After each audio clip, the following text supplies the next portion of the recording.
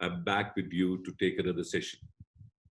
This session is about project management of field. As we know, project management is extremely critical to any event time span. Uh, this is going to be a tightly packed session, and hence I'm going to put focus on 3 or 4 key things and get into a little more detail of that. So, without any further ado, let us get straight into a session, and I'm going to share my screen with you. While I'm sharing the screen, I would like to highlight that we need to first look at the objectives. And the 2 objectives that we'll be looking at today is discuss the project management and the approach, and also understand the techniques which are used in the project management. But how do we get and how do we achieve these objectives? The way we achieve these objectives are that first we look at the definition. You will see 2 definitions on your screen. I'll give you some time to go through them. One thing which you'll find common is that project is about a one-time effort to do a particular activity. In that time span, you have to organize, you have to implement, you have to execute, and you do the post-event thing. And all that requires certain tools and certain thought process to make sure that you are able to do a successful project management. So what are the various steps or what are the various techniques of project management? We're going to just go through them one by one and then probably pick up them separately and have a look at it. So the first important thing is to have a detailed strategy and scope of work. As the sentence says, it's important what the activity or the project is all about.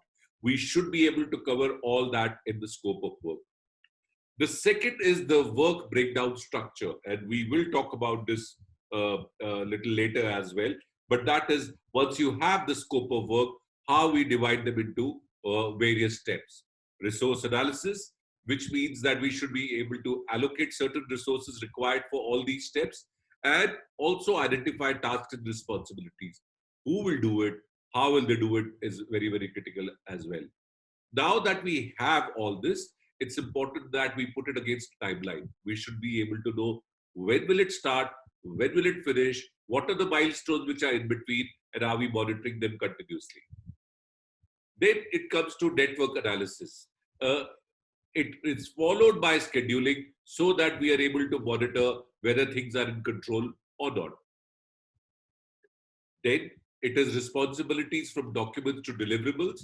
Is everybody aware what they're supposed to do, how they're supposed to do it, and is it documented well as well?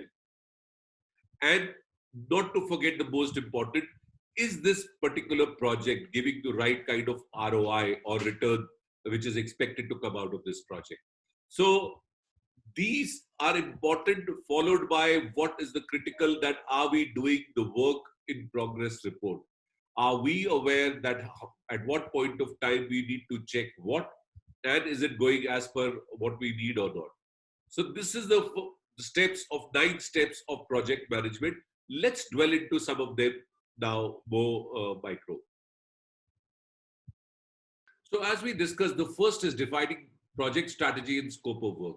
It's one of the most important document which actually consists of what exactly the project is meant for, what is the objective it is going to solve, what are the timelines it is going to be completed in, and also a budget so that it can go for approval to whomever it needs to go for, and people can have a look at the scope document and are able to give you a go ahead. The second is the work breakdown structure. We talked about this, that if you have the scope very clear, how you need to divide the entire project or the event into various activities. A great example in front of you is that of a conference. So if you remember in one of the last sessions, we talked about the New Year's Eve. This is about a conference. And as you can see, in conference, you have the speakers, you have the venue, and you have the marketing part. And the work breakdown structure allows you to then put various components in each of them and populate it for you to monitor it closely, whether the project is going as per schedule or not. The objective of the work breakdown structure is to give you an overall picture and give you a better control on the smaller pieces so that you are able to manage and know whether the things are going correctly or not. You will see that it is more like a tree structure, and that's how the work breakdown structure is done. Why? Why is breakdown structure important? And I think one, there are four reasons. It's first, it gives you a overall breakdown of things and puts a complete structure. It helps you to understand the project better. It also shows you a hierarchy of deliverables, when what needs to be done, and that is very important. And then, because if you know all this, it helps you to organize things in your mind. I'm going to suggest a tool also for this, and it's a tool which I use very often. If some of my colleagues have used very often, and it's called a RACI tool, which is Responsibility Assignment Template.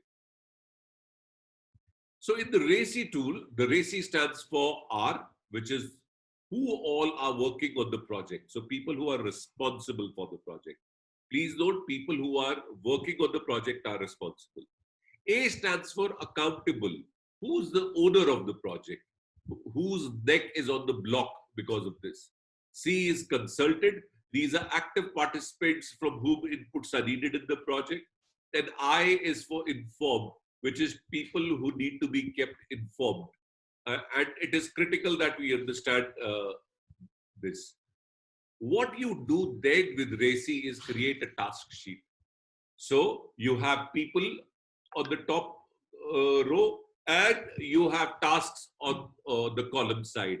You know people who are in your team, you know the tasks which you have broken down for the event, and each task then somebody is responsible, somebody is accountable, somebody needs to be consulted, and somebody needs to be informed. That's how we see it. That's what RACI stands for. So, and you will notice in this particular slide which you're looking at right now, in task 1, person 3 is responsible and person 6 is responsible, which means there can be 2 people who can be responsible for the same task because both are doing the task. Although there's only one person which is accountable, which is person 5 in task 1. And then there is person 1 who needs to be consulted and person 4 who needs to be informed. And this is how you create the whole RACI task sheet. I'll highlight few things. Although more than one person can be responsible, but only one person can be accountable. So you need to be careful that only one person is accountable in this. And that's important. Also, another advantage of the RACI task sheet is you are able to see the distribution of work. You're able to see, is one person overloaded with too much responsibility or accountability?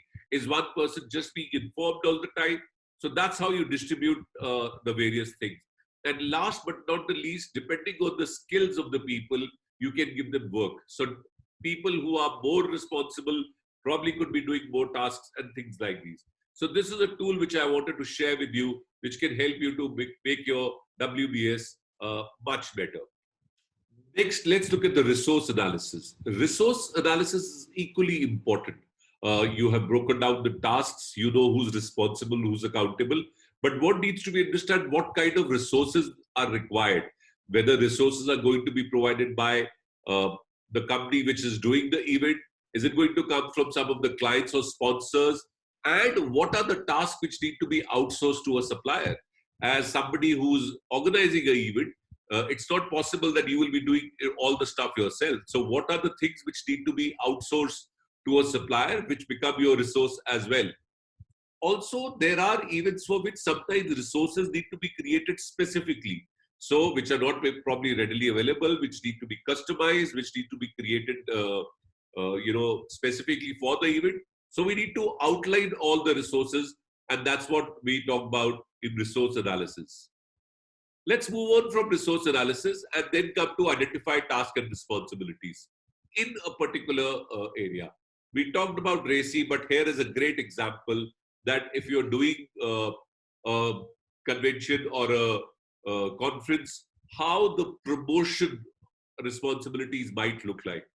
And the reason why this is displayed is to give you an idea that even under each head, you will have subheads and then micro heads under them.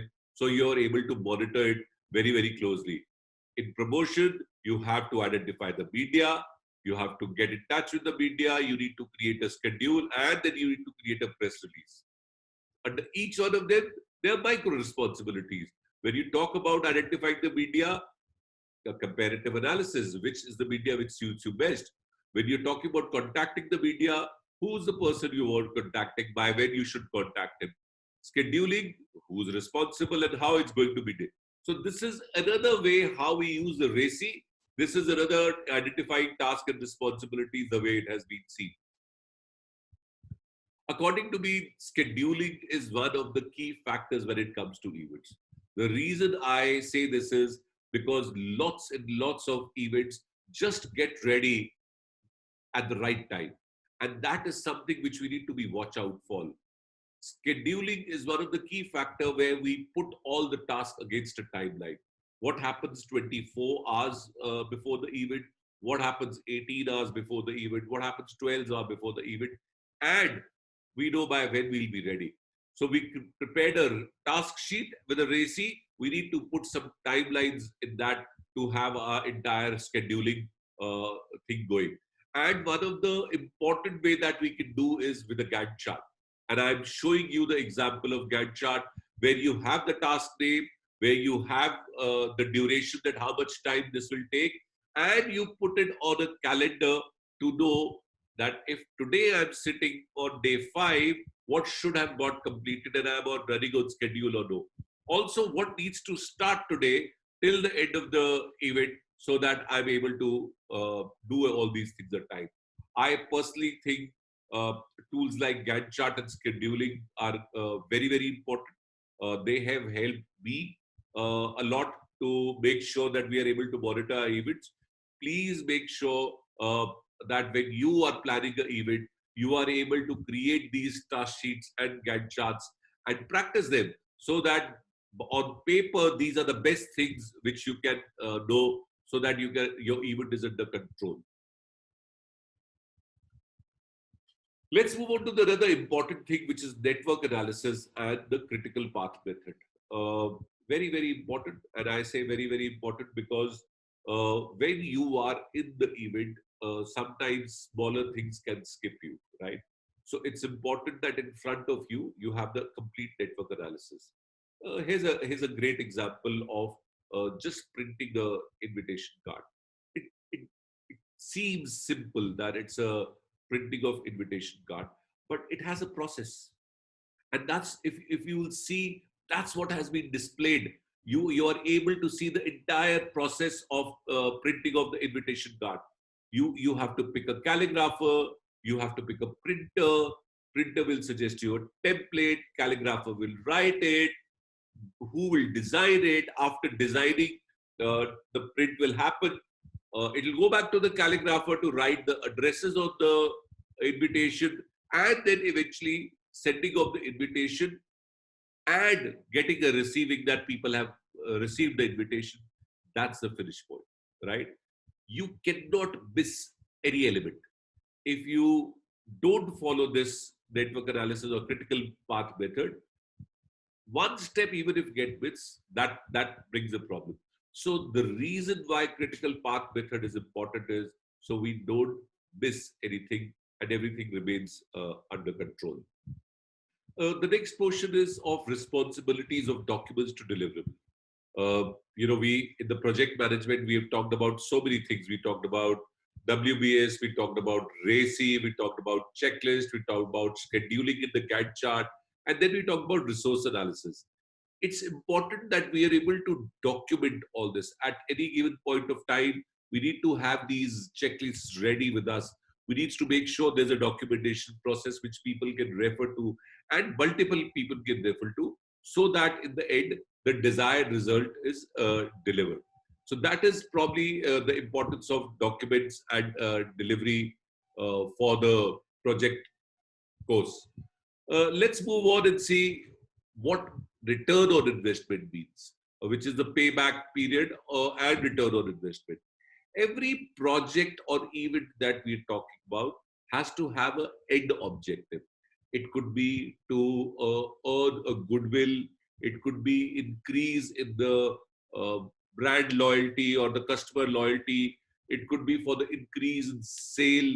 It could be for community building. It could be for just uh, making people have a good time. So, whatever is the objective, we must be able to gauge that after the event, have we, or after the project, have we been able to get to that objective? So, if it is about increase of goodwill, do we know what was the goodwill before the event, what was the goodwill after the event? If it is sales, do we know how much sales we were able to impact? If it is about building loyalty, do we need to check whether the people who are loyal, did they like the event, did they not like the event, will they like to come again? So these are the important areas which we must have a track on return on investment and look at it. The last but not the least is the work in progress report. uh, as you must have noticed, the whole project management consists of lots of pieces, lots of small pieces. So at any given point of time, right from the tracking sheet, right from the gap chart, right from the critical path, it's important that we are able to see what is the work in progress report.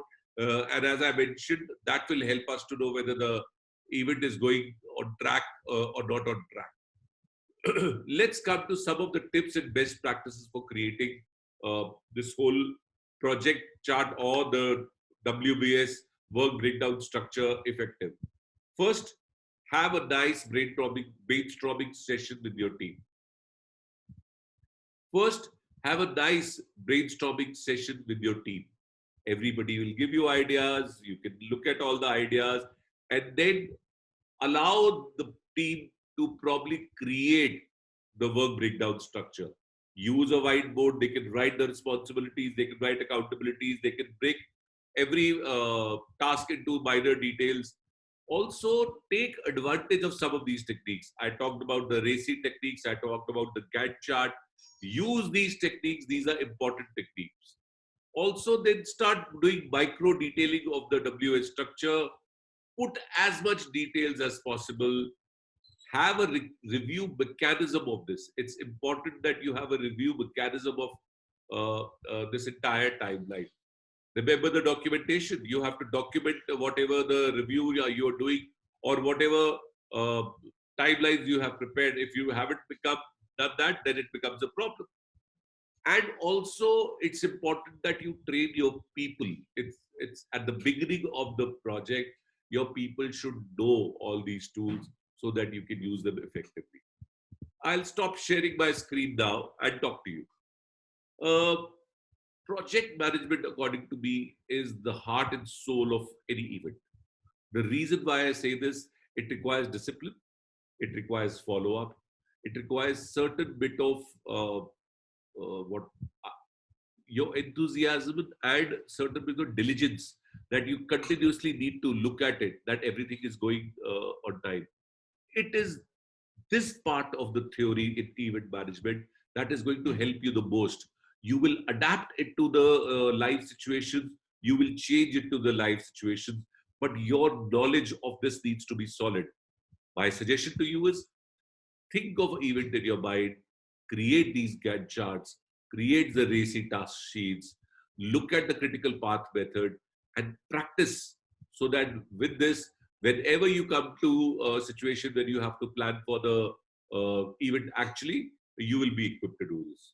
Thank you so much for joining in. I hope you enjoyed the session. I enjoyed talking to you, and I hope sometime soon I'll see you at the live events.